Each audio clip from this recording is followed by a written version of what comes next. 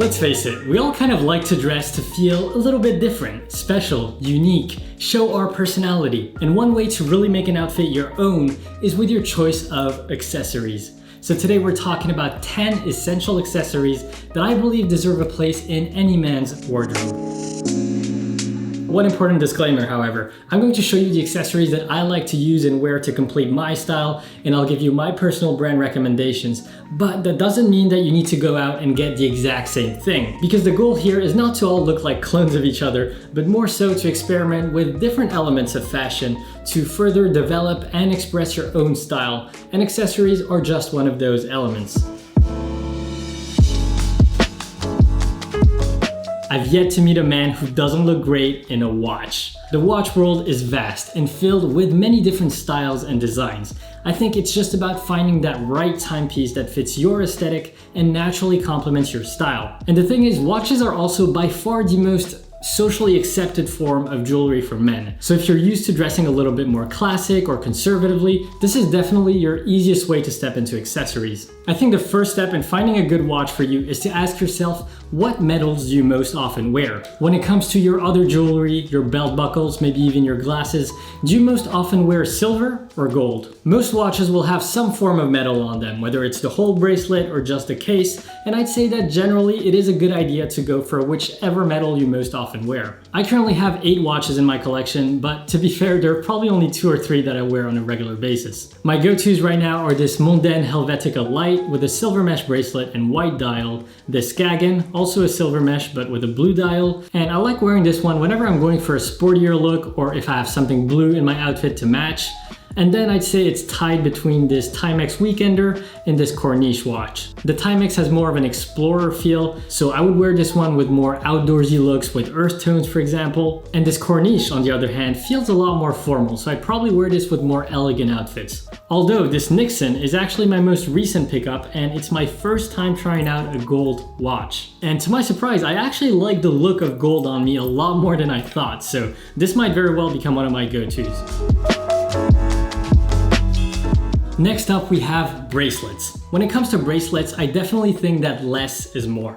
I love a simple cuff or chain worn on the opposite side of your watch. And I definitely do tend to prefer metal bracelets. I think they're far less risky than, say, a beaded bracelet, for example. I feel like those can very quickly look tacky more often than not. And I say this as someone who actually has quite a few of them. At one point, I actually wore beads quite frequently, back in my college days, where they should stay. I'm sorry if you like to wear them, but I'm just not a fan 95% of the time. I do see some people pull it off sometimes, but those are very rare occasions, and I feel like in the majority of cases, it just gives too much of a college guy on his semester abroad kind of vibe with the scoop neck t-shirt, rounded hem, skinny jeans, and a stack of beaded bracelets. It's just not a look for me, but hey, if you like them, you do you. And if you feel like you're ready to move on past the beads, try a cuff or chain bracelet in a metal of your choice, or even a leather one. My favorite brand for minimal jewelry at the moment is Miansai. They make some beautiful, sleek, minimal designs in real silver and real gold. I highly recommend them. Or if you prefer an edgier aesthetic, I'm also a big fan of Thomas Sabo. They're a little more rock and roll, but I also love these guys. Really cool designs. I'll link both in the description along with everything else I mentioned in the video. Okay, let's talk about necklaces. With jewelry as a whole building a strong presence in men's fashion in recent years, necklaces have arguably been one of the top contenders for men wanting to accessorize and adorn their outfits. When choosing your first necklace, I think you can't go wrong with either a simple chain on its own or one with a pendant. Nothing too chunky unless you want to make a statement, which is also fine of course, but if it's your first necklace, I'm guessing you might want to go with something a little more subdued, something that's easy to wear and versatile. Ideally, I would choose a pendant that has some symbol or meaning for you, because oftentimes men end up wearing that one necklace literally all the time, so you don't have to of course, but I do think it's nice to have some meaning or reason behind it besides just wanting to have some bling around your neck, kind of like a tattoo. This was my first necklace, my mom bought it for me, and the pendant represents the wheel of karma. I quite like the concept of everything coming back full circle, so positive behavior leading to more positive outcomes, and the same with negative behavior. So I think it's a good reminder. I've had it for I think 7 or 8 years now, and I still wear it almost every single day, except today I guess. But last week, I got this new necklace from Yensai. I love this pendant. I don't know if you can see from here, but it has one arrow with 3 birds on it, which is kind of a take on the phrase kill 2 birds with 1 stone, taken one step further, I guess. And I see it as representing efficiency and productivity, and it just reminds me to take control, take responsibility, and work smart. Anyways, I think you can't go wrong with something simple and understated in the metal of your choice, and then you can advance to something a little bolder, more of a statement piece with your second or third necklace, or just keep the same one for 8 years like I did. Number 4, we have rings. Yes, rings are just as much for men as they are for women. There's nothing wrong with spicing up your looks with a little silver, a little gold on your fingers. I mean, guys, can we just normalize jewelry for men as a whole, please? It seems super normal to me, but I still see guys judging and criticizing other men for wearing jewelry because somehow it looks quote unquote feminine. I mean, come on guys, kings wore signet rings on their pinky fingers. And you're trying to tell me a little silver band on my finger triggers you? Get over yourself. Okay, so there are a lot of different styles and designs of rings. And I know it can feel a little overwhelming at first, so I would suggest looking at many different pictures, preferably showing the person's outfit as a whole, as well as the rings. That way you can kind of get a sense of your preference of aesthetic. Are you going for more of a rocker look, or something classic and formal to complement a more conservative suit and tie kind of outfit? Or maybe something more edgy, almost mafioso-like? Or perhaps a more minimal aesthetic, but with an elevated feel, which is generally the kind of vibe that I like to go for. Once you start narrowing it down, you can kind of get a feel for the shape, size, and design that you're looking for. But whatever you go for, I would say the key to a cohesive look is to not go overboard with the jewelry and keep it balanced between the 2 hands. So if you're just going for one single ring, maybe wear it on the hand opposite to your watch, along with a thin bracelet to complement it. That way it balances out the larger space that the watch is taking on the opposite wrist. Or if you're going for 2 or 3 rings, split them between the 2 hands. 2 on one, 1 on the other. Don't go for 3 rings on one hand and then 0 on the other. I like to keep it at 3 maximum between both hands, but I've seen people wear more than that and still pull it off. I just prefer to keep it pared back a little bit. I'll put some links below to a couple of different brands that make rings with different aesthetics, so you can kind of browse through and get a feel for what you like and don't like. Number 5, leather belts. I'm not gonna lie, I'm usually not a big belt person. More often than not, I prefer to go for a no belt look, but can't deny that belts are definitely a staple accessory for men. And when I do wear one, black leather, definitely my first option. It can be great to emphasize your waistline when tucking in your shirt and to create a contrast when you want to clearly delineate your top and bottom half. For example, when wearing a monochromatic outfit.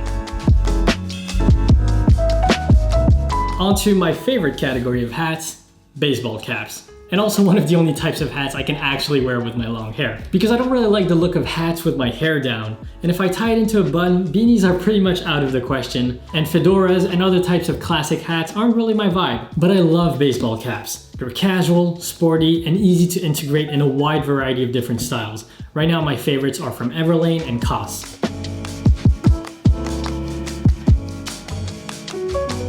Okay, I know a lot of you are in summer right now and just the thought of a scarf made you drop a sweat.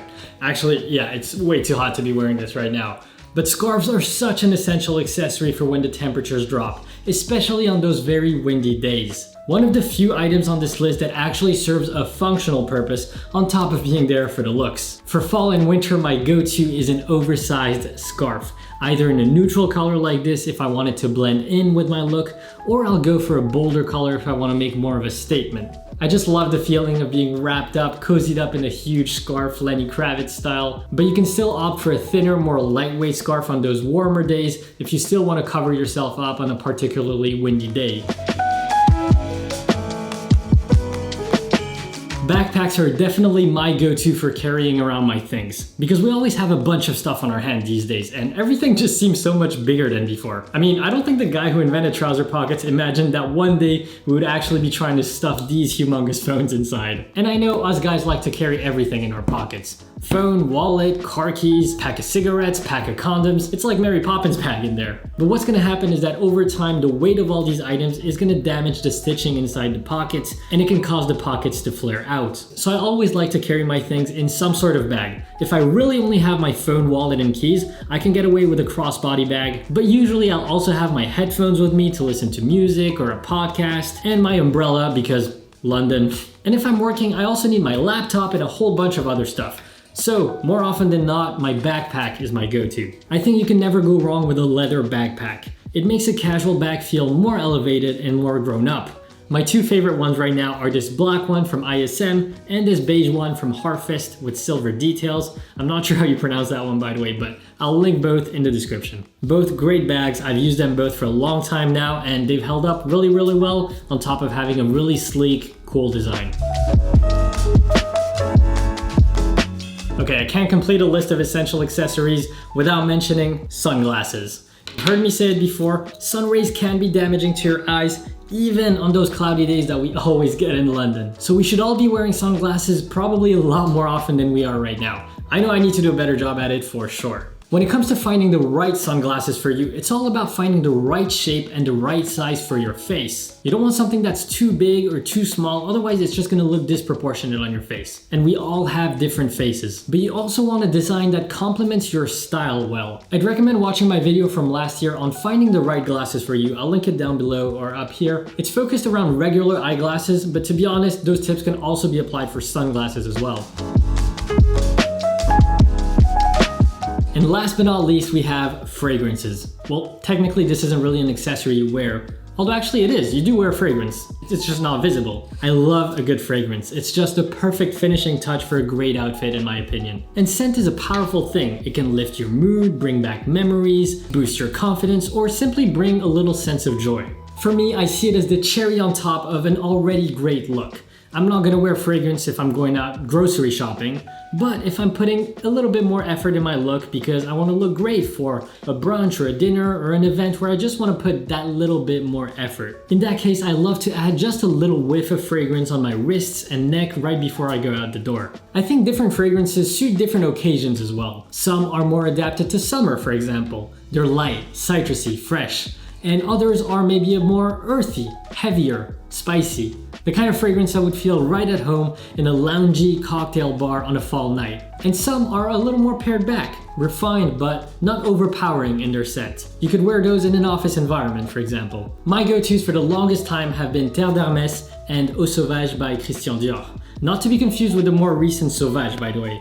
This fragrance is like 5 decades old and it's a classic. It's elegant, citrusy, fresh, and my go-to for the warmer days. I use the Eau de Toilette version. And Terre d'Hermès is just a great all-around fragrance that's not too overwhelming. It's earthy, woody, a little bit spicy, but it's still fresh at the same time. So you could definitely wear this at the office, but it's also not too boring for a dinner date. The world of fragrances is very vast, and there's definitely a lot to explore, so let me know in the comments if you'd like me to make a full video just on fragrances. And those are my 10 essential accessories for men.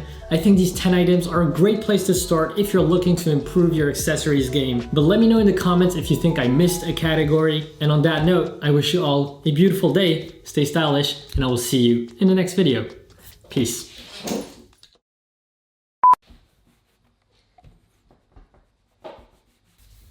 Table wasn't clean and my OCD is kicking in.